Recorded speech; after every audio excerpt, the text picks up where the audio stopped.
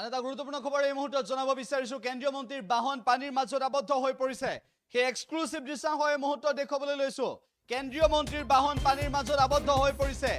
এগৰাকী কেন্দ্ৰীয় মন্ত্ৰীৰ বাহন কেনেদৰে পানীৰ মাজত আবদ্ধ হৈ পৰিছে সেই দৃশ্য দেখুৱাইছো ৰাষ্ট্ৰীয় পথত এনেদৰে পানীৰ মাজত আবদ্ধ হৈ পৰিছে কেন্দ্ৰীয় মন্ত্ৰীৰ বাহন এই দৃশ্য আমি আপোনালোকক দেখুৱাইছো কেন্দ্ৰীয় মন্ত্ৰীৰ বাহন পানীৰ মাজত আবদ্ধ হৈ পৰিছে এক্সক্লুসিভ দৃশ্য কেন্দ্ৰীয় মন্ত্ৰীৰ বাহন এনেদৰে পানীৰ মাজত আবদ্ধ হৈ পৰা এই ঘটনাক লৈ সৰ্বত্ৰ প্ৰতিক্ৰিয়াৰ সৃষ্টি হৈছে উল্লেখ্য যে কেন্দ্ৰীয় মন্ত্ৰীগৰাকীৰ বাহন এনেদৰে দীৰ্ঘ সময় ধৰি পানীৰ মাজত আবদ্ধ হৈ থাকিল কেৱল সিমানেই নহয় এই পৰিস্থিতিৰ পিছত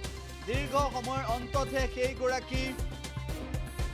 কেন্দ্ৰীয় মন্ত্ৰী এনেদৰে উদ্ধাৰ পালে সেই স্থানৰ পৰা আমি দৃশ্যটো আপোনালোকক দেখুৱাইছো এই মুহূৰ্তত কেন্দ্ৰীয় মন্ত্ৰীৰ বাহন আবদ্ধ হৈ পৰিছে পানীৰ মাজত দীৰ্ঘ সময় ধৰি কেন্দ্ৰীয় মন্ত্ৰীৰ বাহনখন পানীৰ মাজত আবদ্ধ হৈ থাকিল দীৰ্ঘ সময় ধৰি কেন্দ্ৰীয় মন্ত্ৰীৰ বাহন দীৰ্ঘ সময় ধৰি পানীৰ মাজত আবদ্ধ হৈ থাকিল আৰু এই ঘটনাক লৈ ইতিমধ্যে সৰ্বত্ৰ প্ৰতিক্ৰিয়াৰ সৃষ্টি হৈছে তাৰ সমান্তৰালভাৱে আমি উল্লেখ কৰিছো যে কেন্দ্ৰীয় মন্ত্ৰীগৰাকী সেই পথেৰে গৈছিল আৰু এনেদৰে পানীৰ মাজত আবদ্ধ হৈ পৰিল হঠাৎ কেন্দ্ৰীয় মন্ত্ৰীৰ বাহন পানীৰ মাজত আবদ্ধ হৈ পৰা ঘটনাক লৈ ইতিমধ্যে প্ৰতিক্ৰিয়াৰ সৃষ্টি হৈছে এই ঘটনাক লৈ সৰ্বত্ৰ সৃষ্টি হৈছে তীব্ৰ প্ৰতিক্ৰিয়া একেটা সময়তে আমি উল্লেখ কৰিব বিচাৰিছো যে কেন্দ্ৰীয় মন্ত্ৰীৰ বাহনখন এনেদৰে পানীৰ মাজত আবদ্ধ হৈ পৰাৰ পিছত নিৰাপত্তাৰক্ষীসকলে তেওঁক সেই স্থানৰ পৰা আঁতৰাই আনিবলৈ চেষ্টা কৰে উল্লেখ্য যে এই পথটোৰে যাতায়াত বন্ধ হৈ পৰিছিল সেই সময়ছোৱাত কেনেদৰে পানীৰ বাবে পথটো ডুব গৈছিল ৰাষ্ট্ৰীয় পথত এনেকুৱা ধৰণৰ পৰিস্থিতিৰ সৃষ্টি হয়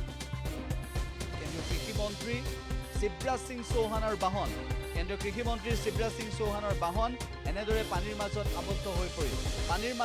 হৈ পৰিল কেন্দ্ৰীয় মন্ত্ৰীগৰাকীৰ বাহন সেই দৃশ্যটো দেখুৱাইছো এই ঘটনা সংঘটিত হোৱাৰ পিছত এই দৃশ্য কেমেৰাত বন্দী হোৱাৰ পিছত ভিন্নজনে প্ৰতিক্ৰিয়া ব্যক্ত কৰিছে যে আমি সেইখন দেশত বাস কৰিছো যিখন দেশৰ ৰাষ্ট্ৰীয় পথত এনেদৰে এককাল পৰ্যন্ত পানী হয় যিখন দেশৰ ৰাষ্ট্ৰীয় পথত জৰাজীৰ্ণ এটা অৱস্থা সেইখন দেশৰ টুল টেক্স কিমান ভয়ংকৰভাৱে মানুহে টুল টেক্স দিবলগীয়া পৰিস্থিতিৰ সৃষ্টি হয় যাত্ৰীৰ টুল টেক্স বাহন লৈ গ'লে টুল টেক্স কেনেদৰে দিবলগীয়া হয় সেই সন্দৰ্ভতো সকলোৱে প্ৰশ্ন উত্থাপন কৰিছে কেন্দ্ৰীয় মন্ত্ৰীৰ বাহন এনেদৰে পানীৰ মাজত আবদ্ধ হৈ পৰাৰ পিছত ভিন্নজনে প্ৰতিক্ৰিয়া ব্যক্ত কৰিছে আৰু তাৰ মাজতে ৰাষ্ট্ৰীয় পথত শিৱৰাজ সিং চৌহানৰ বাহনখন এনেদৰে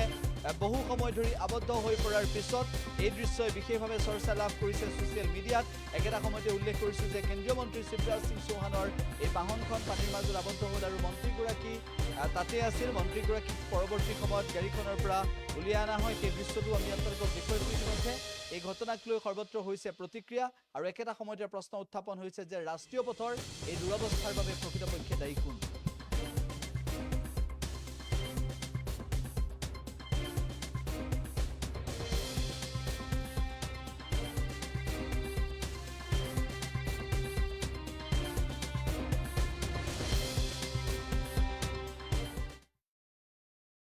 যিকোনো খবৰৰ বাবে যোগাযোগ কৰক